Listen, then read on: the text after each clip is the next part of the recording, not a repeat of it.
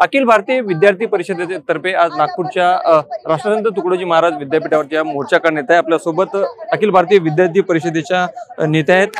ताई, काय सांगाल, विविध मागण्यांना घेऊन आज तुमचा मोर्चा निघतोय, काय नेमक्या मागण्या? जसं की मी तुम्हाला सांगितलं, प्रवेश परीक्षा परिणाम पदभरती पाठ्यक्रम या हेड्स खाली बरेच मागण्या आहेत, ज्यामध्ये निकाल वेळेवर न लागणे असेल, परीक्षा नीट न होणे असेल, पुनर्मूल्यांकनाची फीज न होणे असेल, पायाभूत सुविधा असेल, अशा अनेक मागण्या याच्यामध्ये आहे आणि या मागण्यांना घेऊन विद्यार्थी परिषद धडक मोर्चा करणार आहे। मात्र ते कुठेतरी आपली जी संघटना आहे, संघ संघटनेत आहे, भाजपचं सरकार राज्यामध्ये आहे, तरी सुद्धा तुम्हाला मोर्चा काढण्याची वेळ ते सरकारचं दुर्लक्ष असं मी याच्यावर एकच म्हणते, मला सरकार कुठली आहे की विद्यार्थी परिषदेला सरकार कुठली आहे याचं महत्व नाहीये। विद्यार्थी परिषदेचं एक वाक्य आहे, दलगत राजनीती से ऊपर उठकर काम करना, हे विद्यार्थी परिषदेचं ब्रीद वाक्य आहे। त्याच्यानंतर तुम्ही विचार करू शकता सत्ता कोणाची असावी कोणाची नसावी।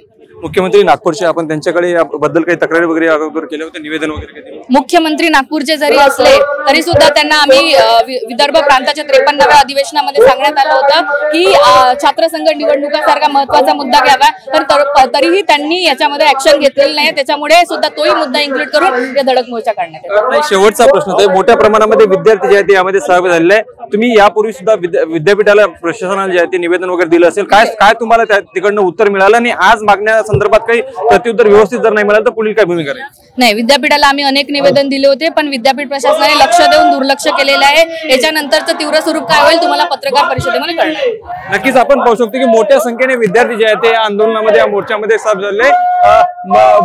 तरुण असतील मोठ्या प्रमाणामध्ये हातामध्ये जे आहे ते फलक घेऊन यामध्ये सहभागी झाले आणि आता थेट रविनगर परिसरातून हा मोर्चा नागपूर राष्ट्रसंत तुकडोजी महाराज विद्यापीठाकडे जे आहे ते एकूण धडकणार आहे आणि ज्या काही विद्यार्थ्यांच्या समस्या मागण्या आहेत त्यावरती तोडगा जर नाही निघाला तर हा आंदोलन अजून आक्रमक होईल असं एबीव्हीपी कडनं सांगण्यात आलेलं आहे। त्यामुळे राज्य सरकार भाजपचं असो किंवा इतर कोणाचंही, तरी सुद्धा विद्यार्थ्यांच्या ज्या मागण्या आहेत ते विद्यापीठ प्रशासनानं सोडू शकतो। त्यामुळे आमचा मोर्चा हा विद्यापीठावरती आज निघणार असल्याचं जे आहे ते एबीव्हीपी कडनं सांगण्यात आलेलं आहे। लोकशाही मराठी करता मी ज्ञानेश्वर पवार, नागपूर।